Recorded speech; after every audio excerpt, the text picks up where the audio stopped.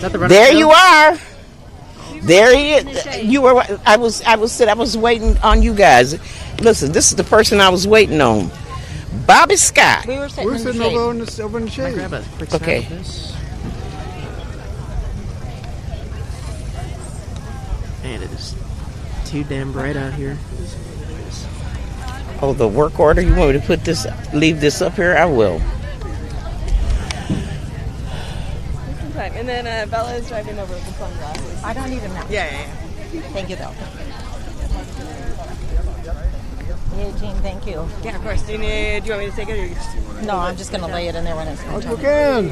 All right. It is good to the jacket, man. I'm impressed. You guys are way better than me. I walked in this morning and I was wet like a Lynn? Thank you, everybody. Do you want my sign, Ronnie? I'll hold your sign. We'll do it. Do you have a sign? Yeah. Congresswoman? Hi, Congresswoman. Sarah Khan with AFT. Do we want to switch because so we don't have to do it at the same time? Oh, yes. Oh, we're really glad to have you. Yeah. Glad to have you. We always have to have these real people. Right here. Oh, that's really up there. And I think Because they think members are not real people. We are real people. I'm a real AFT member. Gwen, here's the top of your pen. Yeah. And I think we're introducing the person that comes after us. Is that right? Yeah. I'll leave this up here. Okay, great.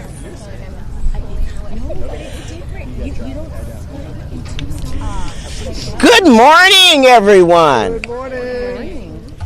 My name is Gwen Moore, and I represent the 4th Congressional District of Wisconsin. And I'm so happy to be joined here today to talk about a bill that we have introduced called the Keep Public Dollars in Public Schools Act of 2026, which would repeal a tax credit for private school vouchers. One of the provisions in the one big beautiful bill, the one big ugly bill, that was overlooked. It was overlooked because there were so many other shocking things, like the loss of $1.2 trillion in Medicaid, the loss of monies in SNAP. There were so many outrageous things that happened that one thing that was overlooked was this provision in the tax bill that provided a dollar-for-dollar tax credit for citizens to a dollar-for-dollar up to $1,700 per person to provide monies for private school vouchers, thus depriving the Treasury of more than $4 billion a year. That's a voucher scheme by another name. It's also part of 2025, Project 2025, which Trump claimed to know nothing about. Voucher programs, I hail from Wisconsin, as is my colleague Mark Pocan, who's here with me today. We're part of the first private school voucher program in the country, and we can tell you with our lived experience that it disproportionately benefits wealthy students who already attend private schools, and they sap monies from our public schools, which disproportionately and especially hurts disabled students and rural students with disabilities. Voucher schemes even worsen the segregation of our schools. And we saw the minute that Brown versus the Board of Education was passed in 1954, we immediately saw these white academies in the South that discriminated against African American attendance. This is not our first rodeo. We've been here before. Your tax dollars should not go to fund private religious schools who can pick and choose who they want to admit. No disabled students, no LGBTQ students, no black students, whatever. No students who are not of a certain religion, etc. In Wisconsin, nearly half of all private school students receive vouchers. which in Wisconsin is going to cost $700 million for 1 year alone. And your tax dollars should not fund segregation academies or fraudulent activities that have nothing to do with education. We need to be investing in schools that serve the majority of America's students and ones that accept every student regardless of their zip code. I just want to thank our governor in Wisconsin for vetoing legislation that would opt Wisconsin into this voucher scheme. Instead of vouchers and tax cuts for billionaires, we could be investing more in Title I funding to serve low-income students. We could put these monies into Head Start and special education. We could be securing universal school meals for our babies and not just gutting SNAP and expanding vouchers. And that's why, as a member of the Ways and Means Committee, which has jurisdiction over this provision, I proudly introduced this legislation. I don't want to spend time in the hot sun explaining tax legislation, but I will tell you this. Secretary of the Treasury, Bissett, admitted in our last meeting, I queried him, that this $1,700 dollar-for-dollar tax credit doesn't exist anywhere else for anything else in our tax code. That means that a person can give $1,700 to one of these a voucher, whatever you call them, and dollar for dollar, they can reduce their liability for paying taxes. I mean, that no skin in the game whatsoever. They can put it in and not pay any price for it. So we've got to reverse this course and support our public schools and not a national voucher scheme at all. Before I stand back, I just want to say that I'm so delighted to have my colleagues here. And I'm especially grateful to have people all across the spectrum here. We have citizens, as you can see, who support our public schools. My mother was a public school teacher. My daughter is a public school teacher. 2 of my siblings who are deceased were public school teachers. My auntie was a public school teacher. And I'm a proud graduate of public schools. And so now, one of the people that I want to introduce here now is ranking member, soon to be hopefully chairman of the Education and Workforce Committee, Representative Bobby Scott from Virginia. Thank you, Gwen Moore, for your kind introduction, but more importantly, thank you for your important leadership on this and so many other issues. Last year, President Trump and the congressional Republicans passed their big ugly bill, which includes the nation's first federal private school voucher program to be paid for with taxpayer dollars. This taxpayer credit, as Congresswoman Moore mentioned, is a 100% tax credit up to $1,700, so contributions up to that level have a net cost of $0. This is a radical effort that could cost, we don't know what it's going to cost because we don't know how many people are going to make donations, but some estimates exceed $50 billion per year, more than the total federal spending on K through 12 education combined. And that's why I'm so pleased to co-sponsor the Keep Public Dollars in Public Schools Act of 2026, which will repeal this provision from the big ugly bill. In the midst of a cost of living crisis, school voucher program would worsen income inequality by wasting taxpayer money on subsidizing private schools for wealthy families. It diverts money that could have gone to public schools, and it will reduce the public pressure on funding schools because the public pressure will now go on not increasing funding for public schools, but increasing the amount of the vouchers. To make matters worse, public schools under this program will not have the traditional accountability that public funds usually carry with public schools. Worse still, students who attend private schools will not have the full protections under federal civil rights laws and may not receive the services that they are guaranteed for a free and appropriate public education under the Individuals with Disabilities Education Act. Furthermore, from some schools that receive funds may be permitted to discriminate against both students and staff, including students with disabilities. Similar state programs have been shown to increase racial segregation and may hurt rural communities. These programs often benefit those already attending private schools, and there have been reports of misuse of millions of dollars in public funds in those programs.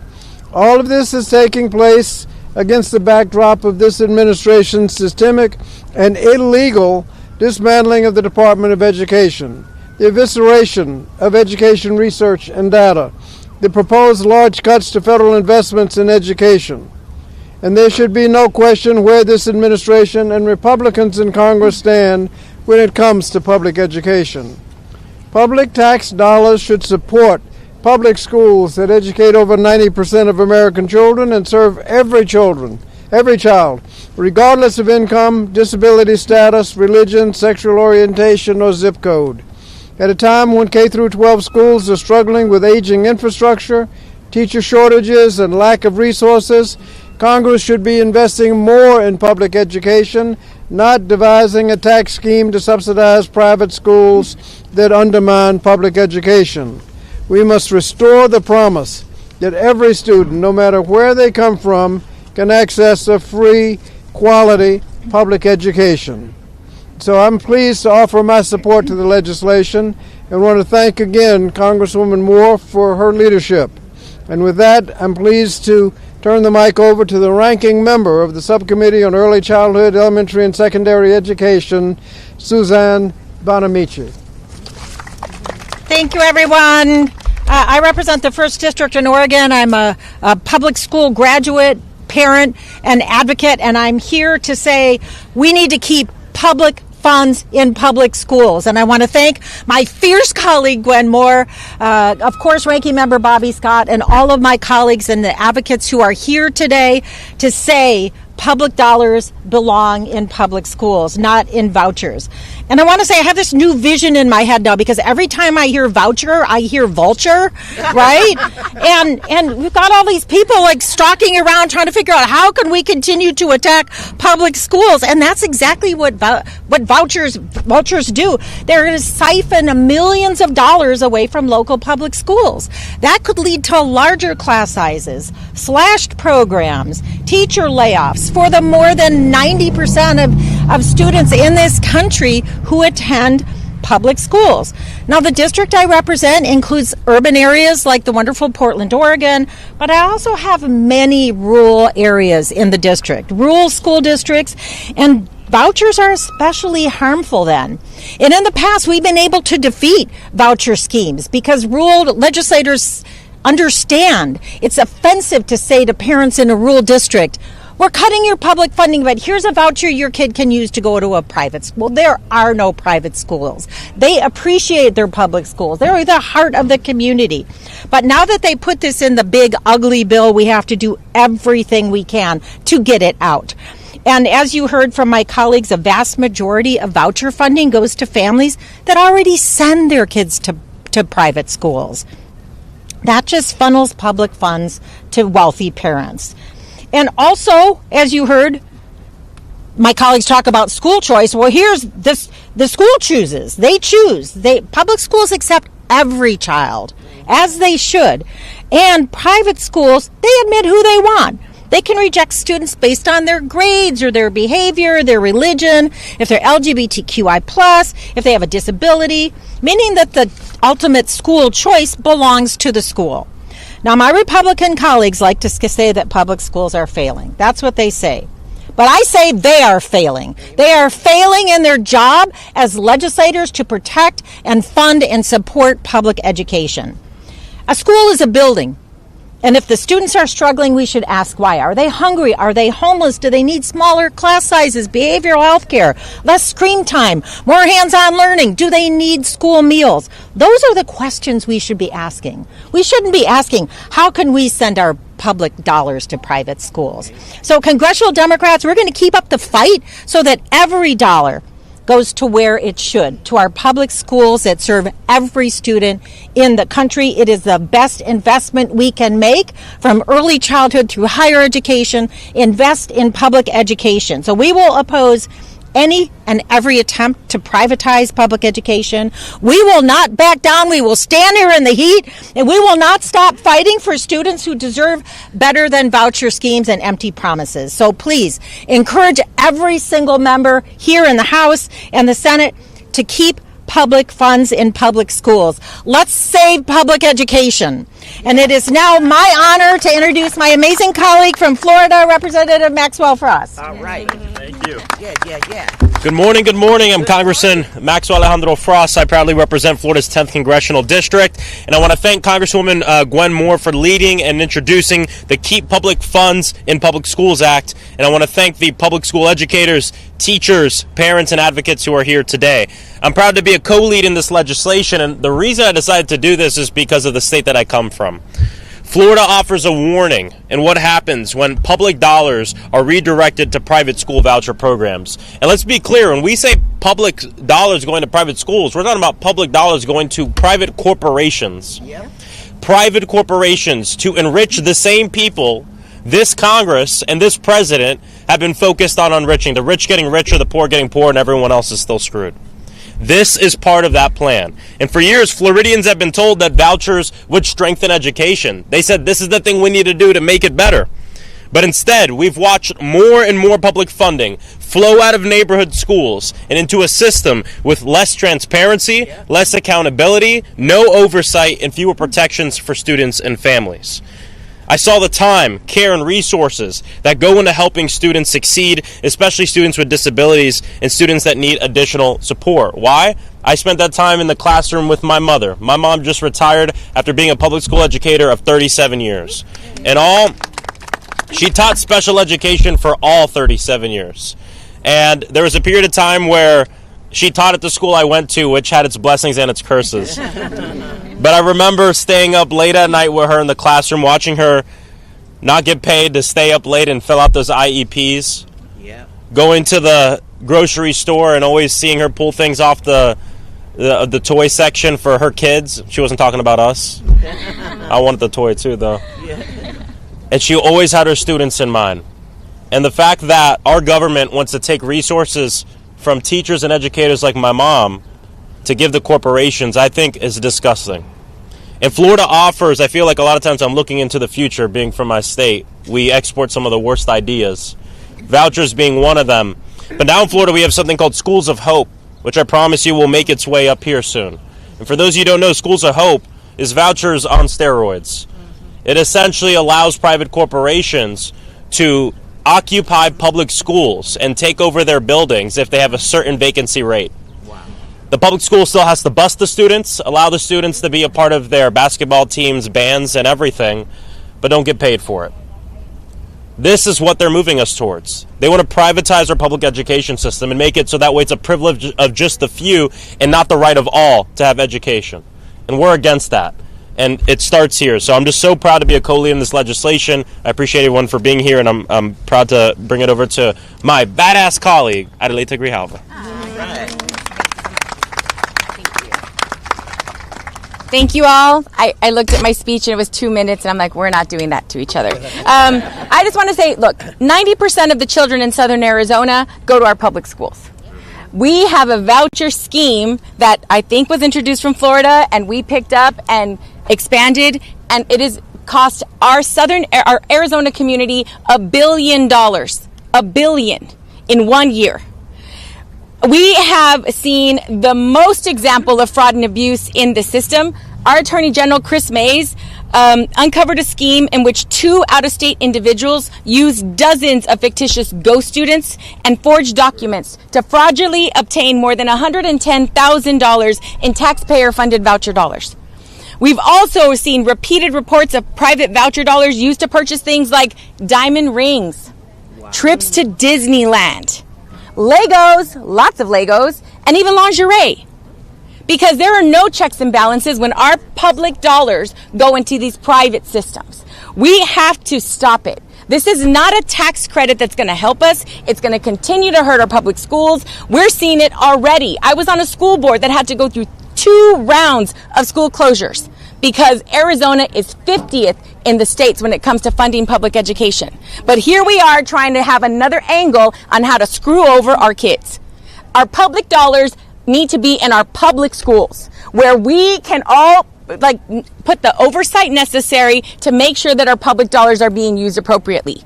When we gift these public dollars to these private schools in private vouchers, we have no check and balance. That's what we need. Nuestros estudiantes merecen mejor. Our students deserve better than this scheme. Thank you very much. Thank you. Oh, Representative Pocan. All right, thank you. So I'm going to do the same thing Adelita did, is improvise here a little from 2 minutes, and instead just share. Gwen and I have known each other forever. She's been one of my mentors since the state legislature, and I love the woman. And she can tell you, as I can tell you, our Wisconsin was one of the first experiences in the country with these schools. When we first started it, we had someone getting money for their school that said he could put his hand on a book to read it. We gave schools money that bought Cadillacs for their schools with educational funds. And these grifters figured out how to work it really, really well. But now the grifter in chief is figuring out how to work it pretty well as well by doing this tax credit. We know that 75% of the people who get any of this benefit already attended the school. It's not like you're encouraging education in any way. It's just you're giving a tax break to some of the wealthiest. And we know that from 1991 to 2015 in Milwaukee's voucher program, 41% of those private voucher schools failed. Amen. This is a failed experiment in many ways, and to try to prop it up as Donald Trump is trying to do is just wrong. What we need to do is make sure that we support our public schools. The vast majority of our constituents attend those schools, and maybe Donald Trump can continue to do what he wants to do for the people who belong to Mar-a-Lago, but in this case, we want to protect our constituents, the people who go to public schools, the people who are part of our school districts, and get that funding there, and we need to keep those dollars in public schools. And with that, I am going to introduce Karen, I'm going to say, is it Rigo? I was going to say, how am I saying it? Karen Rigo, who is an Ohio public school teacher. Let's hear it for teachers. Yay. So first I want to say thank you to Representative Moore for introducing this legislation, and I am going to say a lot of what was said because you guys have clearly done your research. Hello, my name is Karen Rigo, and I am a 27-year educator in Cleveland Heights, Ohio. I currently teach middle school science and ELA, and I am the president of the Cleveland Heights Teachers Union, Local 795 of AFT. I love my home state of Ohio, but when it comes to school vouchers, like Florida, we are a cautionary tale.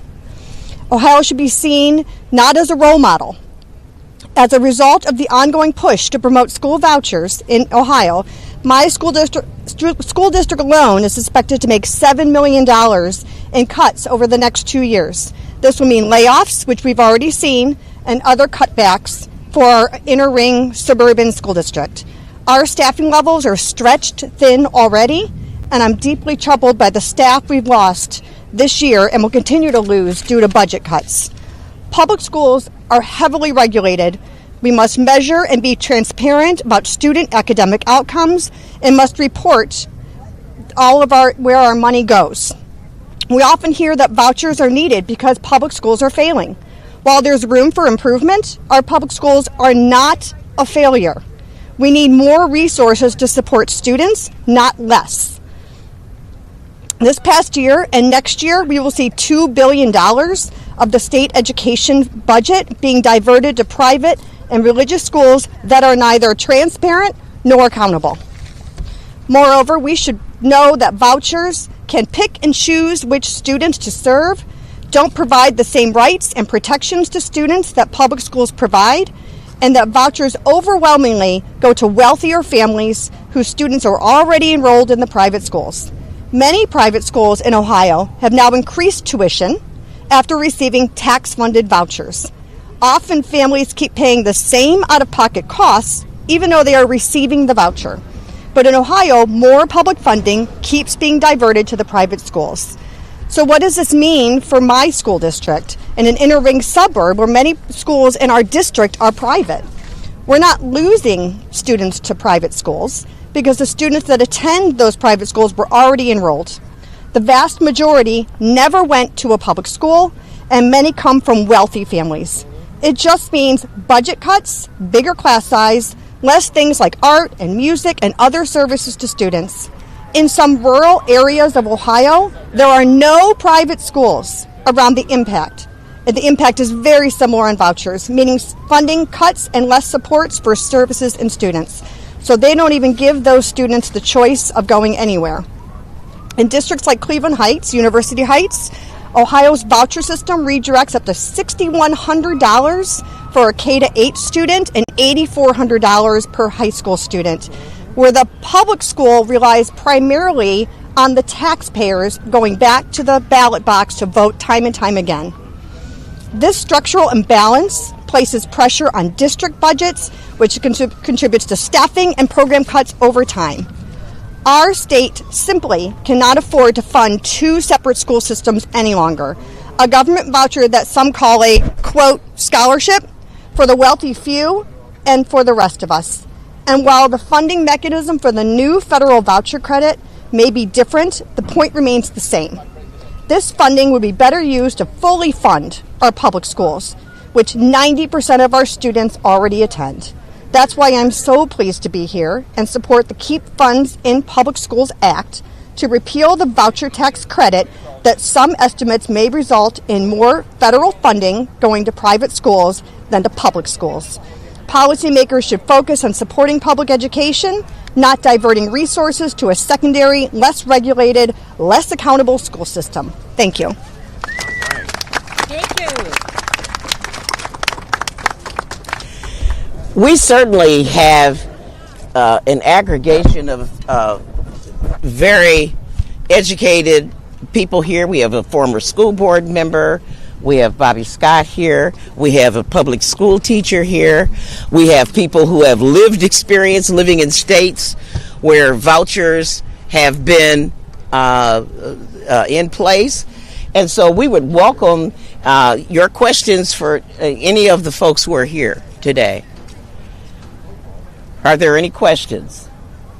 Thank you. No questions. Let's go. If not, have a great, cool day. First conference I held. Thank you, Gwen. No questions. Thank you. Rather than cut it off.